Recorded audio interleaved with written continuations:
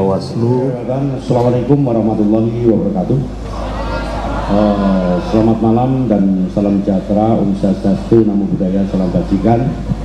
Pada malam hari ini di posko kami telah dihadiri oleh seluruh ketua DPP partai yang telah hadir mengusung kami. Ada Pak Daryono, kemudian ada semua ada ya, dari PAN, dari 15 parpol, termasuk PKB dan lain sebagainya yang tidak bisa kami sebut satu persatu, termasuk tim sukses juga hadir dari Pak Bibit, kemudian Pak Bekti, serta rekan-rekan sekalian, termasuk organ-organ relawan di samping parpol.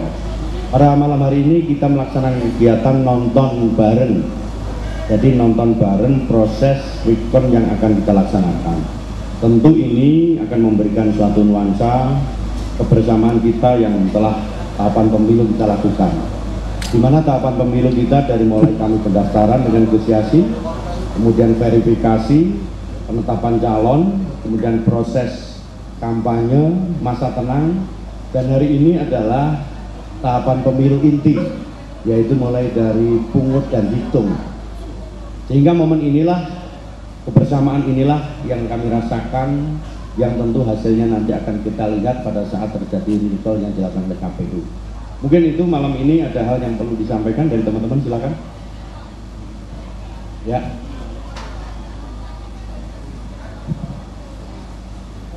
Ini pakai mic.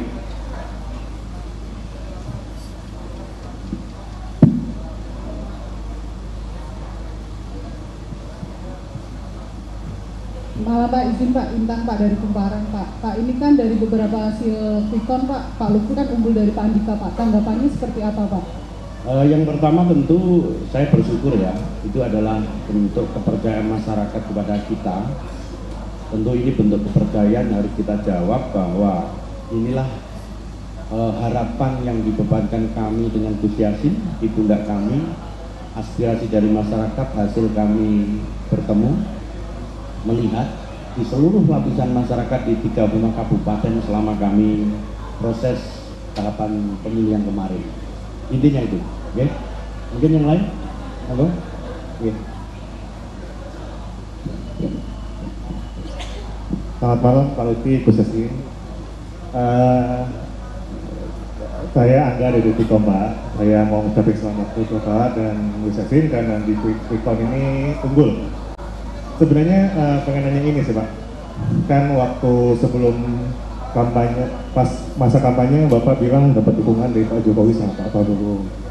Nah ini hasil quick count udah muncul, dapat selamat nggak sih Pak dari Pak Jokowi sama Pak Prabowo Pak?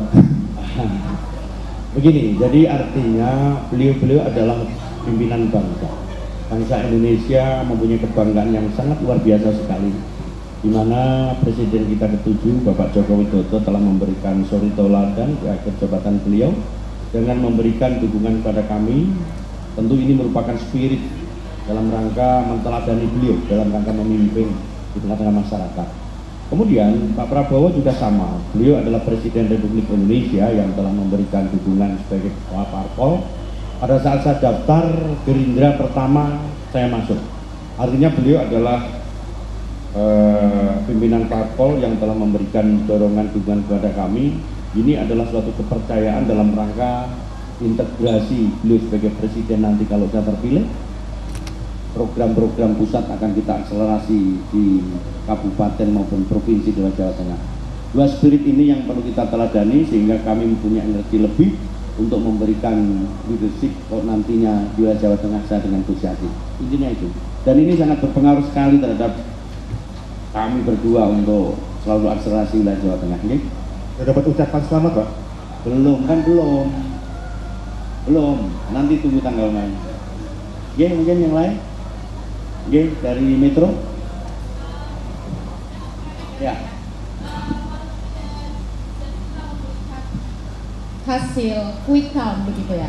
Apakah ini sudah sesuai dengan target?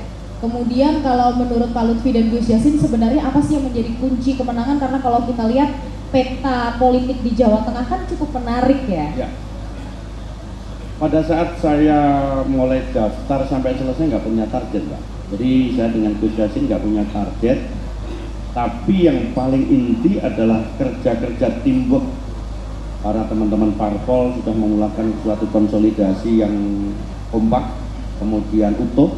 Kita berkomunikasi dengan seluruh parpol pendukung, kemudian tim sukses juga ikut melakukan kolaborasi secara sistematis, kemudian relawan dan organ bersama-sama untuk melakukan direktif terkait dengan aspirasi di bawah. Jadi antara parpol, organ relawan, tim sukses, dan yang paling utama adalah letak hati nurani masyarakat kita untuk memilih pemimpin. Dan hari inilah nanti yang ditentukan bahwa siapapun pimpinannya adalah masyarakat hati nurani yang Jawa Tengah yang menang, bukan kita. Sehingga ini semua akan kita kembalikan kepada masyarakat kita. Toh nanti realconnya belum, tetapi spirit ini yang membuat kita berhasil adalah teamwork di antara kita. Oke? Cukup, oke? Mungkin Gus Yassin ada nambahin, Gus? Enggak, Gus? Ya, terima kasih apa yang tadi sudah disampaikan oleh Mas Lutfi. Tentu kami hanya ingin menambahkan, yang pertama saya ucapkan terima kasih kepada seluruh masyarakat Jawa Tengah yang telah mengikuti tahapan-tahapan pemilu dan membuat situasi pilkada baik itu tingkat provinsi maupun kabupaten kota berjalan dengan baik. Saya ucapkan terima kasih juga kepada KPU, Bawaslu, TNI Polri, seluruh organ-organ relawan kami. Saya ucapkan terima kasih karena semestinya saya mendampingi Mas Lutfi. Ya, kalau hanya berdua nggak mungkin kita bisa menjangkau seluruh masyarakat Jawa Tengah. Kami dibantu untuk bertemu dengan masyarakat, disampaikan kepada kami baik itu lewat partai politik, baik itu lewat teamwork tadi yang disampaikan, baik lewat organ-organ relawan kita. Ini sangat membantu kami dan kami berharap ke depan kita tetap berjalan bersama, permasalahan-permasalahan tetap bisa diakomodir oleh tim relawan partai politik yang disampaikan kepada kami, sehingga kami akan lebih banyak mengetahui permasalahan-permasalahan yang ada di masyarakat. Dan yang tidak kalah penting, saya ingin menyampaikan kepada seluruh masyarakat Jawa Tengah, terkhusus pendukung-pendukung kami, jangan melakukan euforia dulu dan jangan melakukan euforia sebelum nanti realcon itu benar-benar sudah dikeluarkan oleh KPU. Mungkin ini dari saya tambahan. Terima kasih. Cukup. Pak izin, Pak izin. Ayo Mas Jamat. Ya Mas.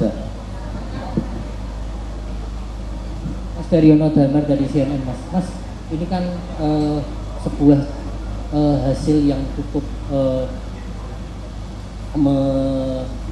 bombastis ya Mas, karena ini Pak Lutfi dan Pak Gus Yassin ini menang di kandang banteng. Nah, Mas Daryono sendiri bagaimana strategi waktu itu menggerakkan parpol koalisi untuk menggulingkan mitos seteng kandang banteng ini, Mas? Izin Pak Gubernur, yang jelas saya tidak mungkin menggerakkan partai koalisi karena partai lain tentu saja tidak bisa saya perintah. Yang pasti bisa kami kondisikan adalah Gerindra. Mungkin Pak Gubernur Pak Lutfi, Pak Gubernur terpilih insya Allah ini tinggal nunggu real count. Ini biasa suka meledek saya, pasukan jangkrik itu namanya, menjangkau semua titik. Saya kira itu yang paling penting. Seperti yang disampaikan oleh Gus Yassin tadi, calon 2 orang, tangan 2, kaki 2, saya kira nggak mungkin menjangkau semua tempat. Jadi memang ini kerja-kerja tim. Apapun partai koalisi yang jumlahnya banyak, belum lagi relawan, simpatisan, orang seneng, itu kan semua bekerja dan memastikan bahwa kemenangan itu tidak di tempat mana-mana.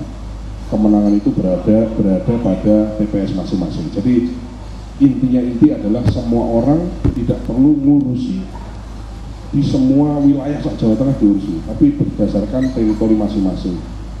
Misalkan kalau Gerindra fokusnya di kabupaten mana, kecamatan mana, desa mana, RT mana, RW mana, TPS mana, ya sudah fokus memenangkan kita fokus jaga, galang, jadi menggalang, menjaga, mengamankan, dan juga merekap hasil pemilu yang sudah dilalui. Saya kira tidak ada rahasia atau strategi sangat khusus ya. Ini kan lomba banyak-banyak nyoblos ya. Jadi yang paling banyak dicoblos dia yang akan jadi kan gitu. Nah, dan di lomba ini tentu saja yang paling utama adalah tim marketing. Nah, tim marketing inilah sebetulnya ada kendaraan dari partai politik, jaringan partai politik maupun relawan yang sangat masif. Saya kira sekali lagi saya atas nama ya bagian dari tim yang ikut andil sedikit di pemenangan Pak Lutfi dan Gus Yassin tentu saja sangat mengapresiasi semua kerja-kerja politik yang kita mulai sejak awal pendaftaran, rekomendasi dan seterusnya sampai akhirnya ditetapkan menjadi pemenang nantinya insya Allah. Saya kira itu, semoga jawaban memuaskan. Cukup Pak Lutfi, Pak, satu lagi Pak, izin. Pak terakhir. Saya Beno dari Jonasi. Ini Jawa Tengah itu saya setidaknya sudah melihat 3 wakil gubernur. Jadi zamannya Pak Bibit itu, Bu Rusli, zamannya Pak Ganjar 2 kali, Pak Heru, dan kemudian terakhir Gus Yassin. Saya kebetulan waktu itu ngepostnya di kantor gubernur Pak. Apakah dalam